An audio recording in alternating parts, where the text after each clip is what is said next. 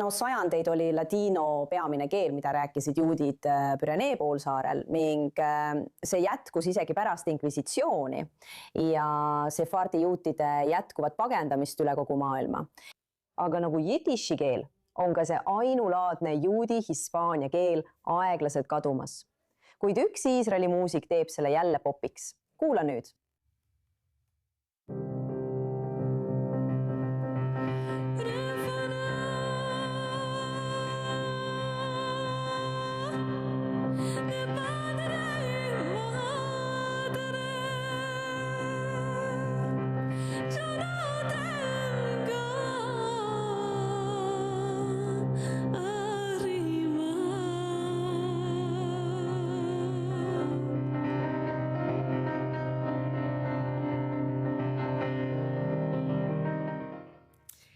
Ja meiega on nüüd stuudios ladino laulja René Benjamin. Tere tulemast!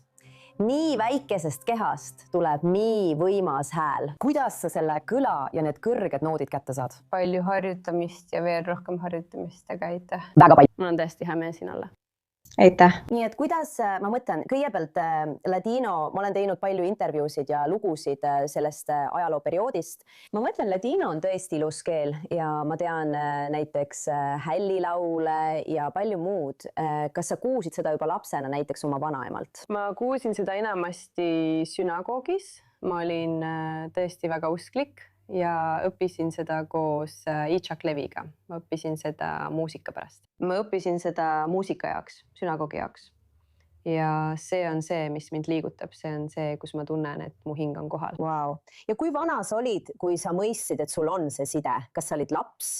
Ma arvan, et jah, kõik, kes mind tunnevad juba väga noorest east, on alati öelnud, et mul on iidne hing.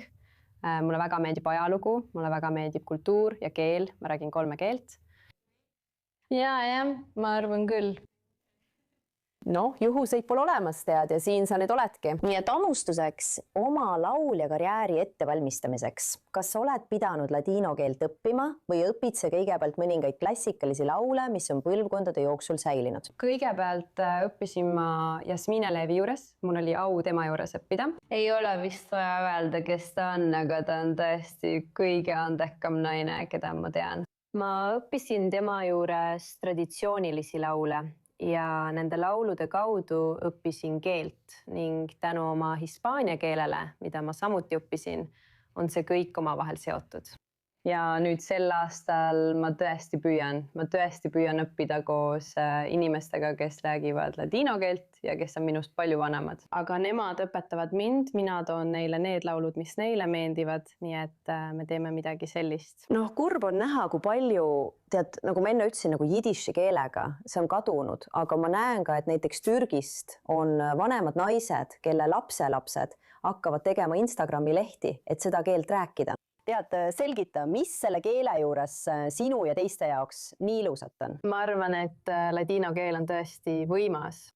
Ladino keel räägib sellest, kuidas juudid Hispaaniast välja saadeti. Tal on palju. See toodab valu ja kannatusi ja tunne, et sa ei kuulu sinna, kus sa oled ja et sind on reedetud. See on midagi, mis on palju sügavam.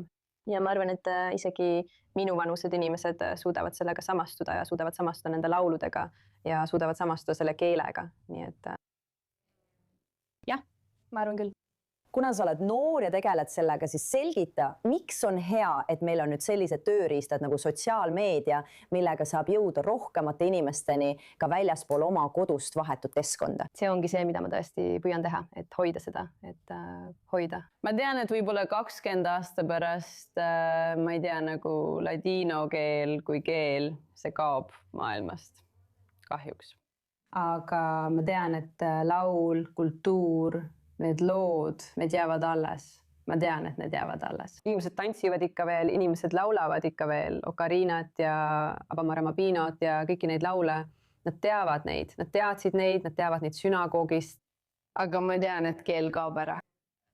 Nii et ma tõesti püüan ühendada omaajalisi nende laulude ja kultuuriga. Sest kõik teavad, mis on südamevalu ja kõik teavad, mis on kannatused ja valu. aga isegi rõõmsad asjad, ma arvan, et kõik saavad sellega samastuda ja see on nii võimas ja nii kirglik ja mina olen selle suhtes väga kirglik. nii et selles sõnas, mis räägib ja ma mõtlen, et kui inimesed kuulevad selle ilu, siis see puudutab neid automaatselt, ilma et peaks ütlema, et see on ladino keel ja mis see on seotud hingega. Jah, sa võid seda tunda. Muusikat lihtsalt selle tundmiseks. lihtsalt mõelda, mida see neid julgustab. Ja. Ilus, jätka head tööd ja aitäh, et liigud edasi ning järgneb oma kirele. Sa oled tõeline inspiratsioon paljudele. Suur aitäh! Aitäh! Ja see on kõik selle nädala saates Jewish World Weekly. Saate külastada i24 News English veebilehte või YouTube'i kanalit. Loomulikult leiate meid ka sotsiaalmeediast, et vaadata seda ja varasemaid saateid. Suur aitäh vaatamast! Mina olen Emily Francis ja adios Tel Avivist!